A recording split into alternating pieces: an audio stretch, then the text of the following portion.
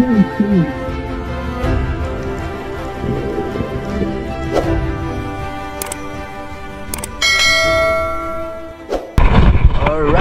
good afternoon guys. Try natin mag-dive ngayon. Kakabalik lang natin ulit mag-dive. Gawang na-busy na naman tayo. At meron tayong ginagawa. Ngayon, try natin mag-dive. Warm up dive muna. Gawa medyo tagal na din tayo hindi nakapag-dive dito. Let's go! After nga natin nakaload ng pana, di pa tayo nakaabot dun sa malalim na part. May nasalubong agad akong isang needlefish. Kaya dinandahan ko tong nilapitan kasi sobrang ilap talaga nito. Lalo na pag ganito nakalaki. Mga around kilo mahigit ata to. Pero ayaw na talaga magpakain. Kaya move on na lang.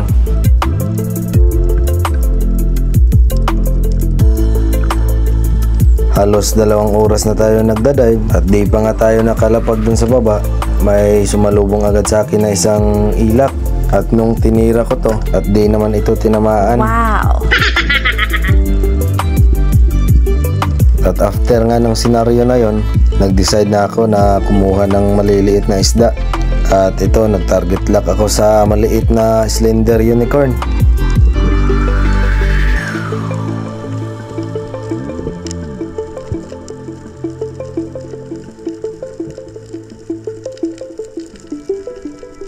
After ko nga ma-close yung gap, tinira ko na agad to.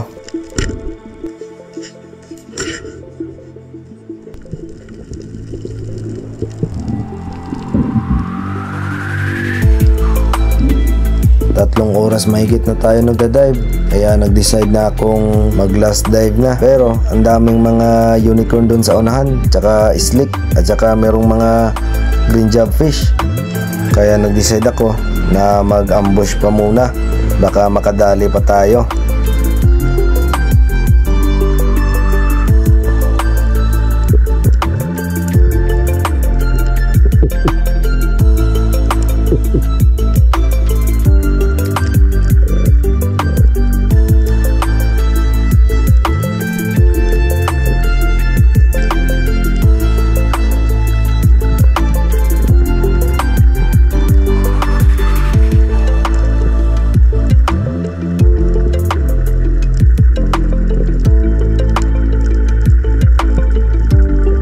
After ko nga makarelax ng ilang minuto, nag-ambush ulit tayo. Medyo madilim na talaga dito sa baba at biglang sumulpot tong green job fish. After ko nga ma-reach yung gap, tinira ko na agad to. At napakaganda yung patama natin.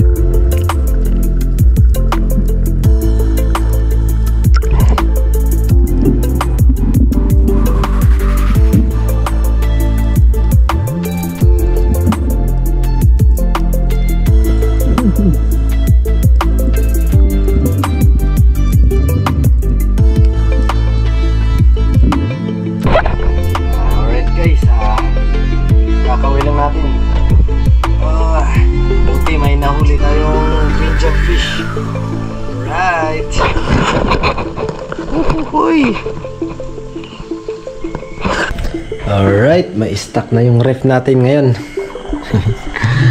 Ayan, medyo malabag pa. Alright. Kinabukasan, afternoon dive na naman tayo.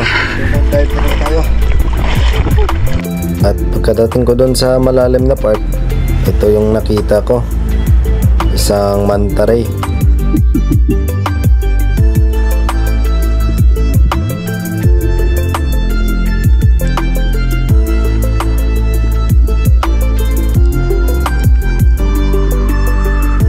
At dito na dive, timing talaga.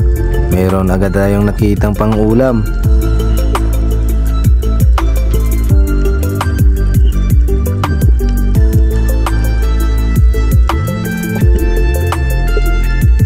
may nakita tayong kugita or octopus na sumuksok dito sa may butas.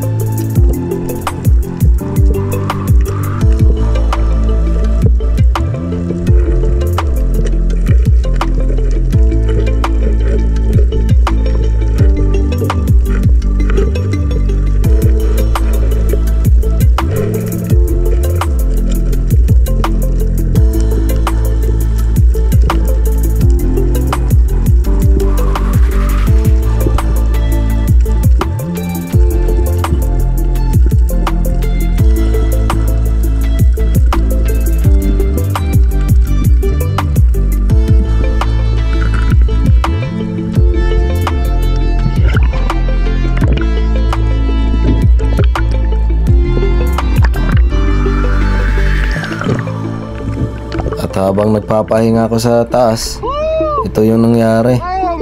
Muntika na.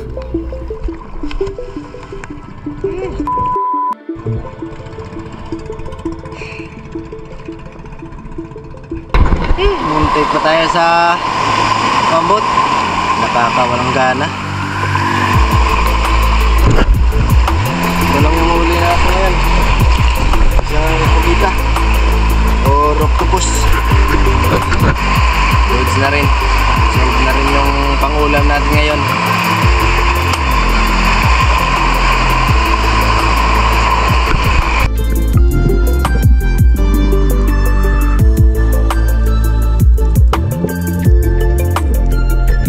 Kinabukasan naman, tinry kong morning dive.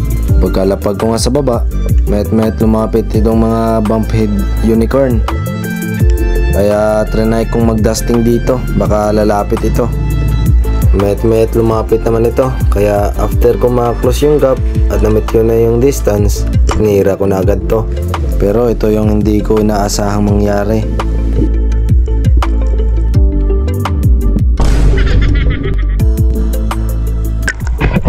Nalaki, mga naigo.